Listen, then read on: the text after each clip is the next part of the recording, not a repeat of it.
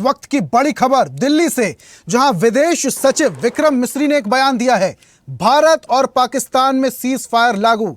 ये ministry of external affair की तरफ से प्रेस वार्ता में यह बड़ा अपडेट दिया गया है। शाम 5 बजे से सीज फायर लागू किया गया। और भारत के विदेश सचिव ने प्रेस वार्ता में क्या कुछ कहा वो भी आपको सुनवाते हैं, सुनिए। The Director General of Military Operations of Pakistan called the Director General of Military Operations of India at 15:35 hours earlier this afternoon. It was agreed between them that both sides would stop all firing and military action on land and in the air and sea with effect from 1700 hours Indian Standard Time today. Instructions have been given on both sides to give effect to this understanding. The Directors General of Military Operations will talk again on the 12th of May at 1200 hours. Thank you. तो ये press वार्ता आप सुन रहे थे जिसमें विदेश सचिव विक्रम मिस्री जानकारी दे रहे थे और ये उन्होंने स्पष्ट किया कि दोनों देशों के बीच में सीज फायर हो गया है, सीज फायर लागू कर दिया गया है। जमीन, आकाश और युद्ध में 5 बजे से युद्ध विराम हो गया है। 12 तारीख को 12 बजे DGMO बातचीत करेंगे। और हमारे साथ स्टूडियो में channel head RP Srivastava ji मौजूद हैं, उनसे चर्चा करते हैं, उनसे बातचीत करते हैं। सर, थोड़ी देर पहले अमेरिका के राष्ट्रपति डोनाल्ड ट्रंप एक्स पर पोस्ट करते हैं, जानकारी देते हैं कि दोनों देशों के बीच में शांति वार्ता हो चुकी है, सीज फायर हो गया है, बधाई दे रहे हैं दोनों देशों को। और अगर हिंदुस्तान की हम बात करें तो थोड़ी देर पहले सूफिया कुरैशी प्रेस वार्ता में जानकारी दे रही थी कि पाकिस्तान ने हमला किया, हमने जवाबी फायरिंग की, हमें थोड़ा बहुत नुकसान हुआ। अभी विक्रम मिस्री की तरफ से भी प्रेस वार्ता हुई, स्पष्ट हो गया दोनों देशों के बीच में शांति वार्ता हो चुकी। इसे किस तरीके से देखते हैं सर? देखिए ऋषभ, जहाँ तक शांति वार्ता का सवाल है, आपने देख लिया कि 5 बजे से युद्ध विराम लागू हो गया और इस बात को ट्विटर पर, एक्स पर पोस्ट किया अगर अमेरिका के राष्ट्रपति डोनाल्ड ट्रंप ने, तो ये कयास लगाया जाना चाहिए कि लगता है पाकिस्तान जो है अमेरिका के सामने ज़रूर गिड़गिड़ाया होगा। और इस गिड़गिड़ाने में उसको करना क्या था कि वो लगातार ये प्रयास करता रहा। जिस तरह के आपने देखा होगा कि हमने ऑपरेशन सिंदूर के तहत लगभग उनके 60 ठिकानों को तबाह किया। उसके बाद से उसने भी ड्रोन अटैक किया, सारे ड्रोन वगैरह आपने देखा सब डिफ्यूज कर दिया हमारा डिफेंस सिस्टम ने। तो इन सारी बातों पर लगता था पाकिस्तान को कि भारत एकदम खुले तौर पर युद्ध के लिए तैयार है और इस बात का उसको डर वैसे भी लग रहा था। जहाँ तक पिछले दिनों में जो भी घटनाएं हुई, जिस तरह से आतंकवादी गतिविधियाँ हो रही थी, अमेरिका ने भी मना किया था कि पाकिस्तान को इस तरह की गतिविधियों में भाग नहीं लेना चाहिए। तो हमें समझ में आता है कि जब ये सीज फायर की जो घोषणा हुई, दोनों देशों के DGMO ने आपस में चर्चा करके, और आप अभी देखिए विदेश मंत्रालय ने कहा भी कि 12 मई को वार्ता होगी। हमें लगता है कि भारत जो है अपनी शर्तों पर ही युद्ध विराम के लिए आगे आया है। जहाँ तक आतंकवाद का सवाल है, आतंकवाद कतई बर्दाश्त नहीं भारत के लिए। और जिस तरह की पिछले दिनों में घटनाएं हुई, आतंकवादियों को जिस तरह से पनाह पाकिस्तान दे रखा था, तब उसको लगने लगा कि इस बार जो है भारत आर पार की मूड में है। और आर पार के मूड में इसका मतलब है कि पाकिस्तान ने समझ गया था कि इस युद्ध में उसका सफाया तय है। तो उधर से जो है पूरा आपने देखा होगा कि पहले भी जाकर के उन्होंने कहा कि हम नहीं चाहते युद्ध, पाकिस्तान लगातार लेकिन बराबर जो है ड्रोन हम अटैक कर रहा था। सीज फायर पर जो लाइन ऑफ कंट्रोल LOC पर, वहाँ पर जाकर के देखिए लगातार जो बमबारी कर रहा था। कई जगहों पर आपने देखा होगा कि बहुत लोग हताहत हुए, खास करके ऐसे जो मतलब बेकसूर लोग थे और नागरिक थे, ऐसे लोग हताहत हुए। इस बात को कैसे डिफेंड कर सकता था वो पाकिस्तान इंटरनेशनल फोरम पर कि ये वो जो है ऐसे लोगों की हत्या नहीं करवा रहा है, ऐसे लोगों पर गोलाबारी नहीं कर रहा है जो किसी तरह से दोषी नहीं है, नागरिक हैं बेकसूर। तो इससे उसकी इमेज जो है वैसे भी एक तरह से आतंकवादी देश के रूप में बिल्ड हो रही थी। और ये सब जब एक आतंकवादी देश वो है और अगर मान लीजिए प्रतिबंधित हो जाता है इंटरनेशनल लेवल पर, तो निश्चित रूप से पाकिस्तान को मिलने वाली बहुत सारी जो है सुविधाएं बंद हो जाएंगी। और इसके पीछे क्या रणनीति रही होगी पाकिस्तान की, ये अभी समझना होगा। अभी हो सकता है कि सरकार कोई और नई एडवाइजरी जारी करे, नई कोई PC हो, लेकिन अभी जितने कम समय के लिए PC में हमारे विदेश सचिव ने जो है यहाँ पर बताया कि हमने जो है 5 बजे से युद्ध विराम की घोषणा दोनों देशों ने कर ली है। अब चाहे बाई एयर अटैक हो, चाहे थल सेना का हो, चाहे जल सेना का हो, इनके अटैक अब नहीं होंगे। तो अब देखते हैं, पाकिस्तान पर तो वैसे भी भरोसा नहीं किया जा सकता कब क्या करता है, लेकिन फिलहाल पाकिस्तान एक डरा हुआ देश है और डर की वजह से ही वो लगातार ये प्रयास करता रहा पूरे। और हमारे जो विदेश मंत्री एस जयशंकर, आप देखे होंगे, लगातार कूटनीतिक प्रयास कर रहे थे, विभिन्न देशों से संपर्क में थे।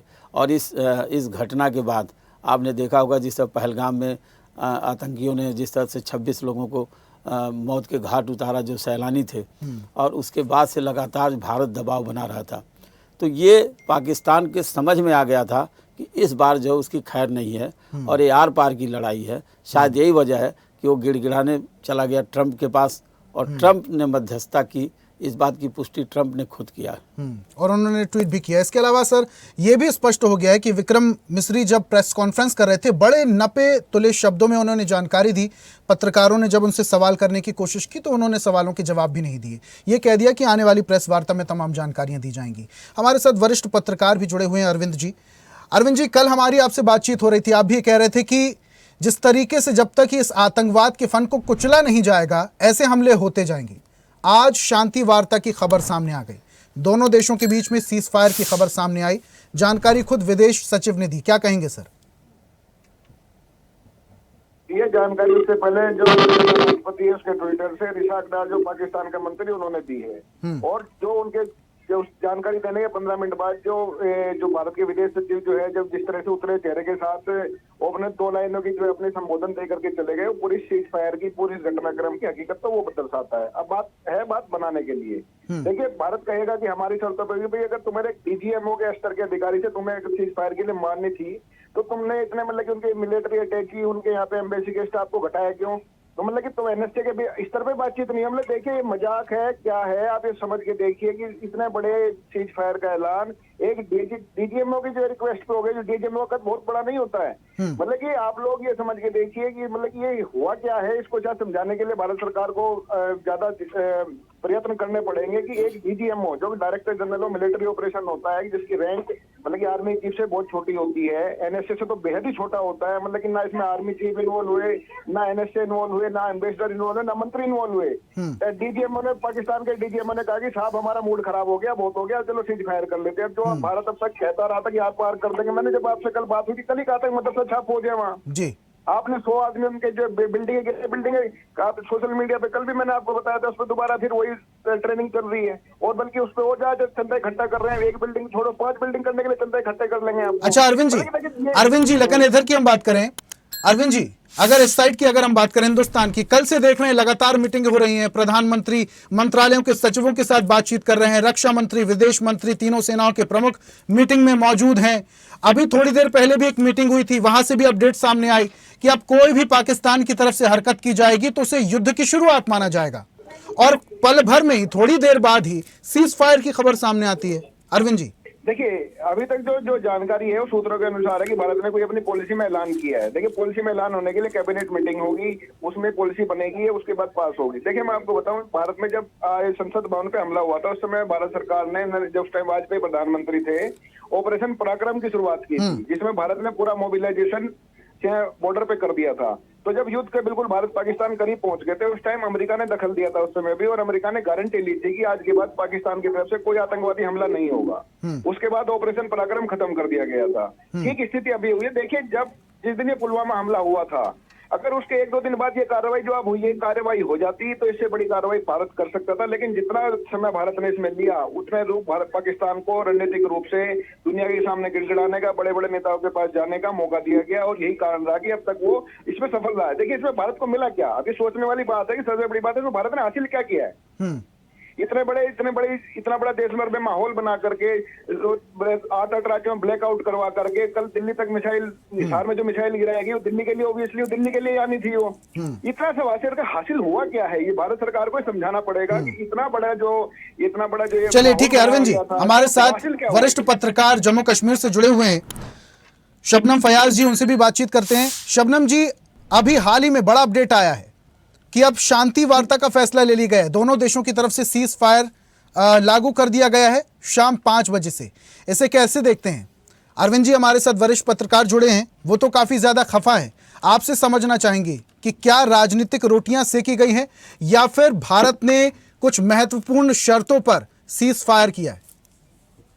देखिए, ये जंग जब या ये जो ऑपरेशन सिंदूर शुरू किया गया था, उसका वाहिद मकसद जो भारत का था वो ये था कि जो हमला बायसरन पहलगाम में हुआ था, उन लोगों को सजा देना, उन लोगों को में पैगाम देना कि हम किसी भी तौर अपने शहरी जो हमारे हैं, हमारे सैनिक जो है, हमारा देश जो है, इस देश में किसी को भी नुकसान पहुंचाने के किसी भी कार्रवाई को हम बर्दाश्त नहीं करेंगे। ये सीधी सी बात थी।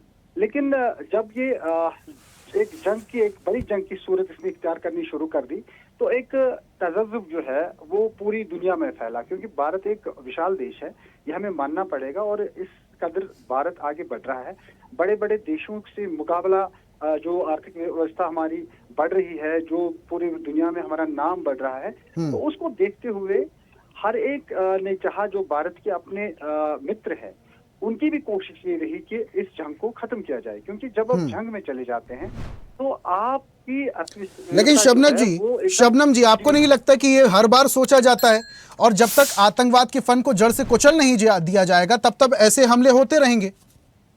देखिए, अगर आप एक हमला करके या बार बार हमला करके ये तासुर देने की कोशिश करेंगे कि हमने आतंकवाद को खत्म करना है या हमने आतंकवाद को खत्म किया या हम कर पाएंगे, मुमकिन नहीं है ऐसा। क्योंकि अगर आप पीओके जो है पाक ऑक्युपाइड कश्मीर, अगर आप उसको भी अपने साथ मिलाएंगे अपनी ताकत के बल पर, लेकिन क्या आपको ये उम्मीद है कि उसके बाद भी ये चीजें रुकेंगी?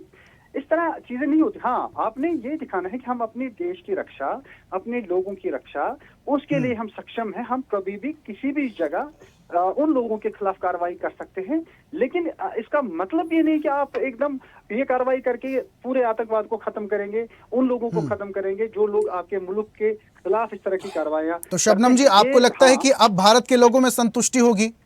22 अप्रैल को जिस तरीके से 26 लोगों की हत्या की गई, उसके बाद लगातार गुस्सा देखने को मिल रहा था।